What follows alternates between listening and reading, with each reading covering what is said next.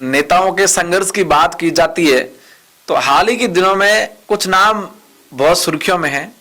बाड़मेर से रविंद्र सिंह भाटी, नागौर से कई सालों से, पिछले 2 दशक से ज्यादा समय हो गया है, 3 दशक से भी ऊपर का समय हो चुका है हनुमान बेनीवाल साहब को।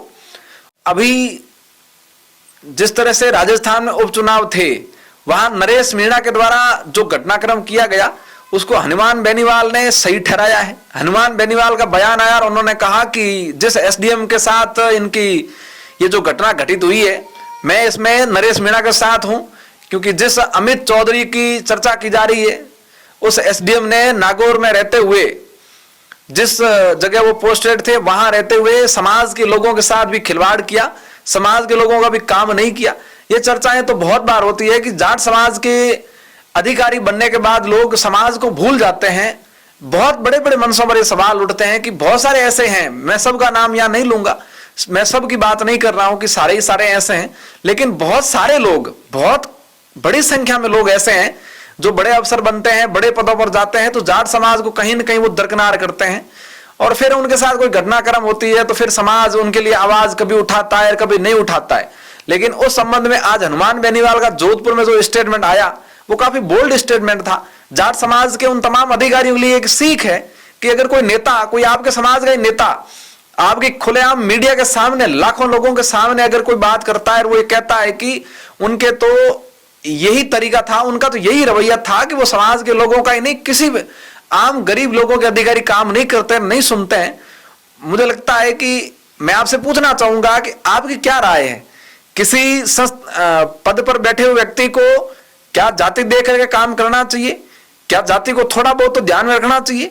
आपको क्या लगता है कैसे काम करना चाहिए? क्या सरकारी कर्मचारियों के लिए, सरकारी अधिकारियों के लिए अपन लोग समाज की दुहाई दे सकते हैं?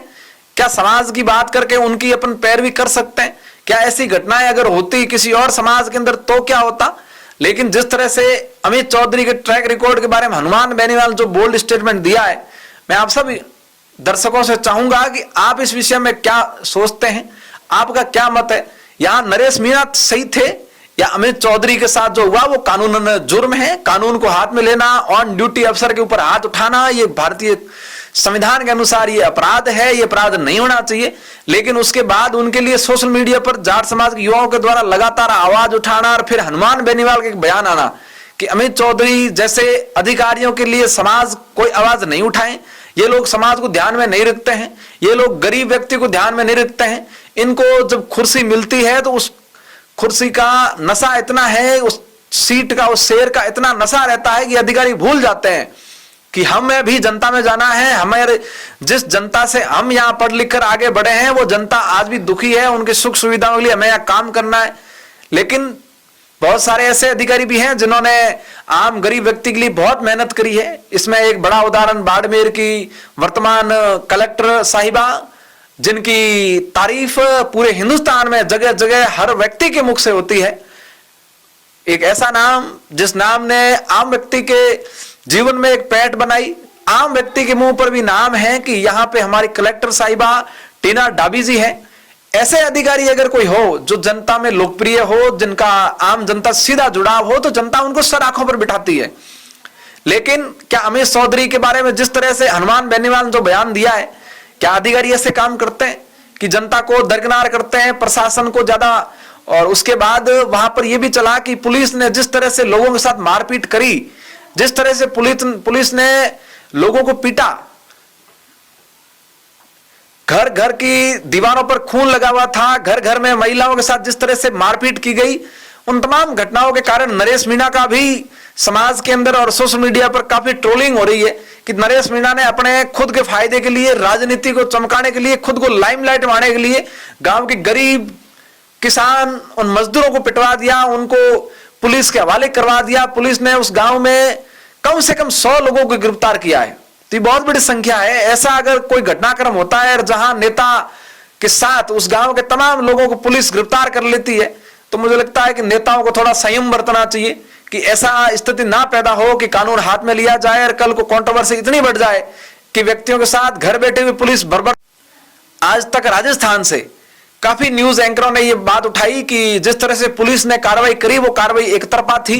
ऐसी कार्रवाई की अपेक्षा किसी भी पुलिस प्रशासन से पुलिस को धैर्य रखना चाहिए। पुलिस नरेश मीणा के जैसा काम नहीं कर सकती। पुलिस ने जब वर्दी पहनी है तो आम जन में विश्वास और अपराधियों में भय की डर से अपराधियों में भय के नारे के साथ काम किया है। अगर ऐसी स्थिति में पुलिस और प्रशासन इस मोड़ पर ऐसे कोई आम जन से निपटेगा तो ये स्थितियां बहुत भयानक है और बहुत भयावह है।